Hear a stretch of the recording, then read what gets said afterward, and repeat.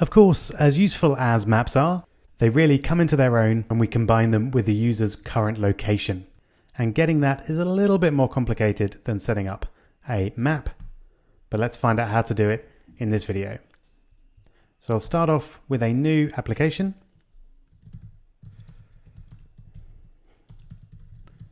Call it Finding the User Location, and then saving it on the desktop. Now, to get the user's location, for the first time, we need to incorporate a framework from Build Phases. So once you've got the main app selected on the left, click Build Phases and then link binary with libraries, and then the plus icon to add a framework, and then the framework that we're going to need is Core Location. So this will allow us to access all of the location functions within iOS. The next thing we need to do in terms of app setup is edit the info.plist file, which we last saw when we were whitelisting URLs back in the previous section. And here, to be able to use user's location, we need to add two entries. So I'm going to control click and add row. And one entry that we need to add is NS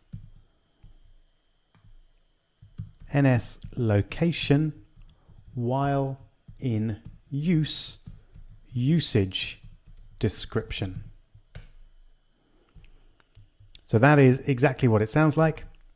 It's a reason for you to want to know the user's location.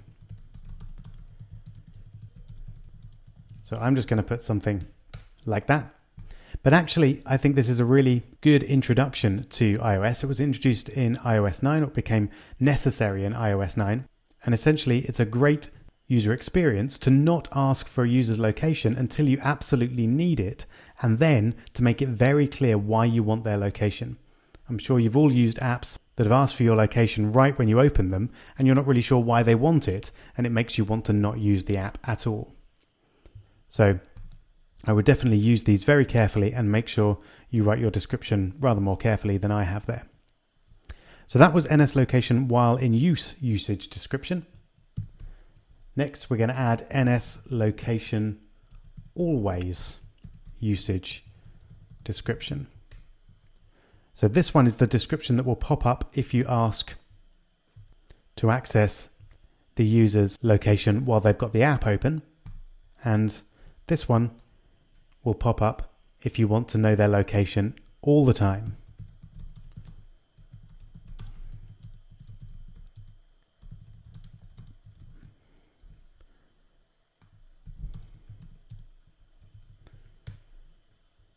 So here, you'll need to come up with a more convincing reason why you need to have their location in the background, if for no other reason that it does drain the user's battery, depending on how often you use it. Either way, if you want the user's location, you need to include these two fields in the info.plist file. All right, so now everything else we do is going to be in viewcontroller.swift. We're not actually going to use the storyboard at all in this particular video. As you might imagine, we're going to need a CL location manager delegate. But the reason that didn't autocomplete was because I haven't added yet the core location framework. All right, now we've done all of the setup, we just need to write the code to get the user's location. And we do that by creating a location manager, which has a class of CL location manager. And you'll see this again and again actually through the rest of the course, creating a manager which manages something like location or indeed music playing or something else, and then we continually refer back to that manager when we want to do something with the location. So let's start by setting it up. First off, we have to set the location manager delegate to the view controller, so self, so that allows the view controller to control the location manager. Then we set the desired accuracy. And the standard for that is KCL location accuracy best. You can probably see there, if we got a few other ones there. So if you don't need an absolute best accuracy, then you can choose one of these other ones, and that will then use up the user's battery less. But we'll just go for best accuracy for now. And then we need to request the user's location. So we do that with location manager.request when in use authorization. So we'll go for the lesser of the two, as we're only going to be using the user's location when the app is running. And once we've requested the authorization, we take the location manager and we start updating the location. There we go. And this will then start monitoring the location as long as the app is in use. And the only question remains, how do we actually get that location? Well, we actually do it in a completely separate method, and that method is called did update locations. There it is. So once you've got all of this set up, then every time the user's location updates, as long as your app is running, the did update locations method will be called, and you'll be able to do something with those locations. So the location is stored there. So for now, all we're going to do is print location. There we go. So let's try it out. Oh, actually, there should be locations. And indeed, it's worth noting that this is indeed an array of locations, and sometimes it will return more than one, although generally what we do is just take the first one and then use that as the location. And here we go. You can see it's popped up with the question, do we want to give it our location? And that's why you need a good reason there. Mine isn't convincing, but I'll allow it anyway. And here we go. So you can see you get more than just the location. We've got the coordinates here, and then we've also got the accuracy, the current speed, direction, date, and time there. Now, unless you think I'm cycling along while I'm recording this, you might be wondering why this speed is changing and indeed my location is changing. Well, that's because over in the simulator, there's a really handy feature that we can simulate the location. So in the debug menu, so I'm currently appearing to be on a city bicycle ride, but you can change that to a custom location or pretend that you're on a freeway drive, etc., and that will change all of that information accordingly. All right, so now we've got the data. How do we extract the particular location? Well, first off, we're going to get the user location. This is going to have a type of CL location, which contains more information than just the coordinates. It contains everything that we've just seen, so speed, direction, etc. And that's going to be locations 0. As I say, normally we just have the one, but sometimes it does return more than one location, but we can just take the first. And then we can get the latitude from the user location, just using user location dot coordinate dot latitude. Simple as that. And now I'm actually going to set you a challenge. I'm going to stop right there, and the challenge is going to be, can you set up a map within this app and carry on this code and make it so that the user's location is always at the center of the map? Best of luck. Go for it.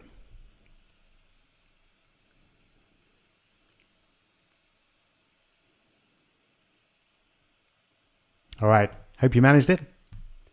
I'm just going to quickly jump over to main storyboard and add a MapKit view.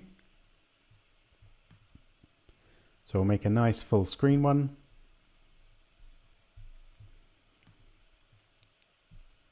There we go. Add the constraints. And then we'll just set up the outlet.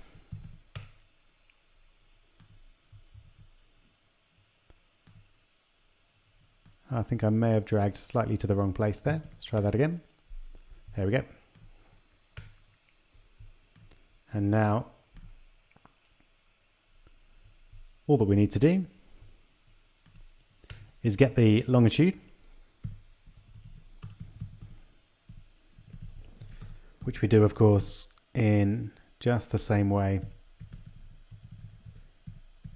that we got the latitude. Then we need to do what we remember hopefully so well from the previous video. So lat delta.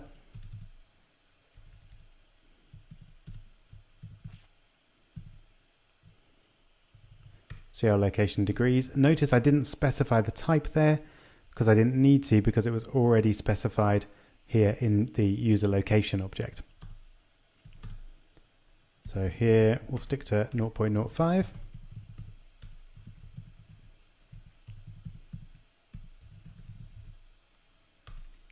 And again for the lon delta. And then before we try and enter our span, we'll need to add the MapKit framework there, and also set up the MK map view delegate. And now we can use the span functions that come with it. So MK coordinate span, which we get from our latitude delta, lat delta, and longitude delta, lon delta.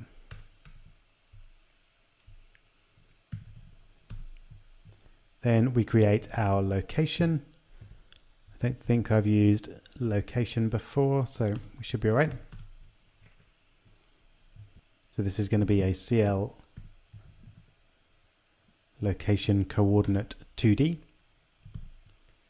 created from a latitude, which is latitude, and longitude, which is longitude. Then the last creation is region, which is going to be an MK coordinate region, created from a center, which is going to be location, and a span, which is span. And finally, we access our map, and this is inside a closure because it's happening not at the same time as everything else. And so we want to set the region of our map to the region. And as always, why not make it animated? All right, I hope you managed to do all of that. So the process was just add the map, add an IB outlet for it, add in the necessary frameworks and the delegate here, and then set up latitude, longitude, lat delta, lon delta, span, location, region, and finally add the region to the map itself. All right then, let's see it in action.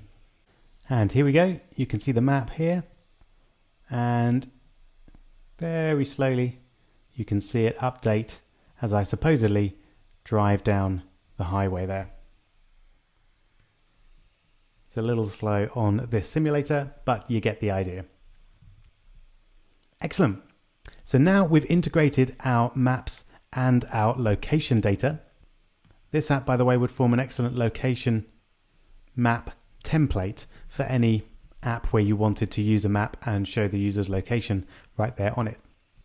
In the next video, we're going to make an app based on the user's location, which is going to simulate one of those fancy watches that I always wanted as a kid that showed you everything about your current location, including your altitude, speed, and direction.